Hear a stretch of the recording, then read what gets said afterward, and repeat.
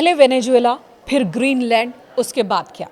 देखिए, अमेरिकी राष्ट्रपति डोनाल्ड ट्रंप की ताकत बढ़ाने की भूख बढ़ती ही जा रही है, जिसकी वजह से यूरोपीय देश अब उससे छिटकने लगे हैं। पहले फ्रांस और अब कनाडा ने वो कदम उठाया जो अमेरिका को नाराज करने वाला है। कनाडा के प्रधानमंत्री ने चीन का दौरा किया। 4 दिनों के दौरे के दौरान कई बड़ी बड़ी बातें उन्होंने कही है जो चीन को खुश करने वाली है, और सबसे बड़ा फैसला लिया है व्यापार को लेकर। एक नया व्यापार समझौता हुआ कनाडा और चीन के बीच, और इस व्यापार समझौते में जो टैरिफ कनाडा चीन के प्रोडक्ट्स पर लगाता था उसे हटा दिया गया है या फिर बहुत कम कर दिया गया है, जिससे चीन को कनाडा का बड़ा बाजार मुफ्त में मिल जाएगा। समझ लीजिए, बिना टैरिफ के मिल जाएगा। और इसका असर जाहिर सी बात है कि चीन और कनाडा के बीच संबंधों पर भी होगा। अब सवाल है कि वो कनाडा जो अब तक चीन की बुराई करता रहा, कनाडा के प्रधानमंत्री चाहे ट्रूडो हो या फिर मार्क हो, वो अब तक चीन के विरोध में नजर आते रहे हैं, अब अचानक से चीन के साथ कैसे हो गए? एक तरफ कुछ साल पहले ही 100% टैरिफ की अनाउंसमेंट की गई थी कनाडा की ओर से चीनी प्रोडक्ट्स पर, लेकिन अभी उसी चीनी प्रोडक्ट्स पर टैरिफ को शून्य कर दिया गया है। तो ऐसा क्यों हुआ है? दरअसल इसके पीछे की वजह खुद अमेरिका के राष्ट्रपति डोनाल्ड ट्रंप है। डोनाल्ड ट्रंप ने पहले वेनेजुएला पर कब्जा किया, अगला टारगेट ग्रीनलैंड है। ग्रीनलैंड को खरीदने के लिए कितने उत्साहित हैं, कितने ज़्यादा उतावले हैं ट्रंप, वो किसी से छिपा नहीं है। ये बात यूरोपीय देशों को भी समझ में आ रही है। नाटो को बार बार ये धमकाना कि बिना अमेरिका के नाटो का कोई अस्तित्व ही नहीं है, यानी कि यूरोपीय देशों का कोई अस्तित्व नहीं है अगर अमेरिका नहीं है तो। उन पर अटैक रूस या फिर कोई और कंट्री कर सकता है, चीन उन पर कब्जा कर सकता है। इस तरह की धमकी, एक तरह से डर का माहौल ट्रंप की ओर से बनाया गया है। तो कनाडा को लेकर ये माहौल तो पहले से ही है।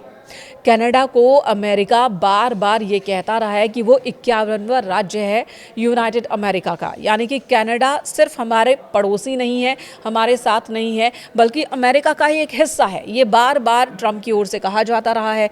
इससे पहले जो बाइडेन ने भी इस तरह की बात कही थी, मार्क ट्रूडो ने जिसकी नाराज़गी जताई थी जिस पर, और अब जब कनाडा के प्रधानमंत्री मार्क कार्नी की बात करें तो उनका भी ये कहना है कि कनाडा का अस्तित्व अलग है। इससे पहले कि ग्रीनलैंड पर कब्जा कर ले ट्रंप और फिर कनाडा की तरफ अपने इस उत्साहित पंजे को आगे बढ़ाए, कनाडा चीन के साथ खड़ा नजर आ रहा है ताकि चीन कनाडा को शील्ड दे सके, अमेरिका से बचा सके। जो कनाडा अमेरिका के साथ साथ था, अमेरिका के कहने पर ही अपने विदेश नीति बनाता था, खासकर चीन को लेकर कनाडा का जो रुख रहा है वो अमेरिका के दिशा निर्देशों पर ही रहा है हाल फिलहाल के सालों में। लेकिन अब वही कनाडा एक अलग रणनीति बनाता हुआ दिख रहा है और अपने लिए बाजार भी खोलता दिख रहा है।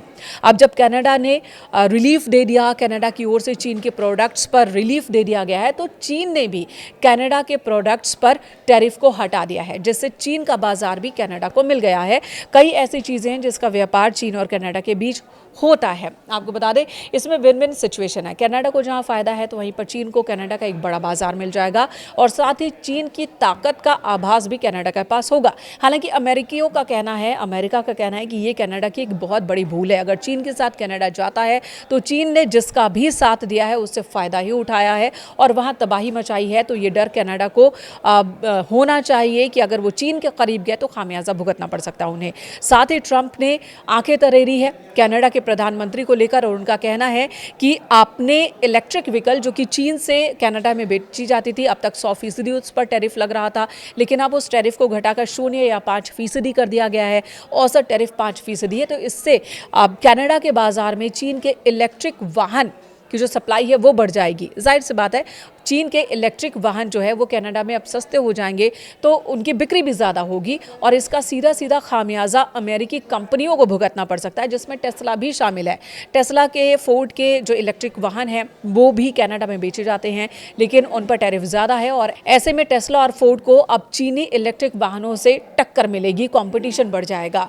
तो ट्रंप चेता रहे हैं और ट्रंप कह रहे हैं कि इसका खामियाजा कनाडा को भुगतना पड़ सकता है, लेकिन कनाडा उस राह पर आगे बढ़ चला है। कनाडा के प्रधानमंत्री मार्क कार्नी ने चीन का दौरा किया, 4 दिनों तक रहे, जहां पर उन्होंने राष्ट्रपति शी जिनपिंग से मुलाकात की, साथ ही जो कम्युनिस्ट पार्टी है चीन की उसके हेड से भी मुलाकात की है, स्टैंडिंग कमेटी के हेड से मुलाकात की, और इस मुलाकात को बहुत ज़्यादा अहम माना जा रहा है। ये ठीक वैसे ही है जैसे कि कनाडा, मान लो, जो कि पूंजीवादी खुद को कहता है, वो कम्युनिस्ट पार्टी की नीतियों का साथ दे रहा है।